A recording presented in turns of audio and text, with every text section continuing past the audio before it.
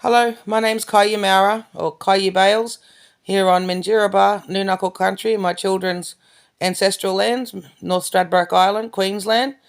We've been campaigning against constitutional change for 10 years now, so I thought I'd better just explain a few things, with the sovereignty and what we have to lose here, and also to bring people's attention to the vital resource that we've got on Facebook, which is the Vote No to Constitutional Change Facebook page.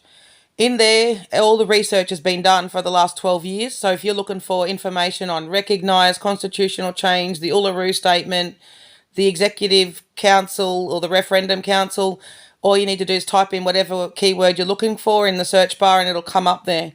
A lot of research has been done there by the admin team, with myself included, and Alice is spearheading the Vote No to Constitutional Change campaign over the last decade.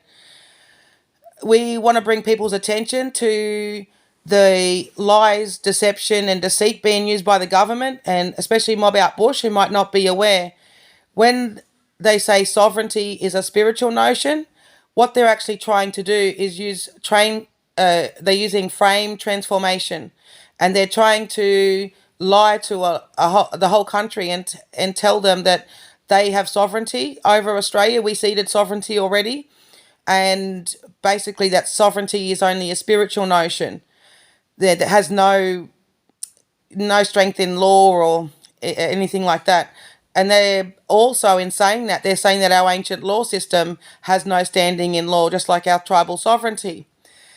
So what we need to understand is we've got legal experts, and we'll put the links, the proof in links that this is incorrect on international law standards. We are calling on the international law community to please scrutinise this voice treaty truth process, including the referendum. We're calling on mob all over the country to rebut this and use any legal instruments and avenues we can to stop this before it happens. It's unconstitutional and it's unlawful in that we have not given permission for this to proceed, and we know that 80 to 90% of Australian population will all have a vote on something that only affects the 2 or 3% of the population, which is us. That's not lawful. We did not consent. The invite-only process for the Uluru Statement and the Referendum Council doesn't cut it, and we can be sure that once the international law community weighs in, that they'll also agree with us. We do have the law on our side. We have legal experts like professors of law that will prove that that our old law is actually a masterful, sophisticated, genius system that has a very high standing in law. First in time means it's first in law, our old law. So when you think of that, you've got to realise that we got to stick to that natural law, which is our law, and we can't be fooled when they tell us that we've already ceded sovereignty. Sovereignty is a spiritual notion, or that this won't affect tribal sovereignty. We can prove with another professor in law that that's not true either. So major red flags, and I think what people really need to understand is that sovereignty is the ultimate power to rule over your land, the absolute power and control.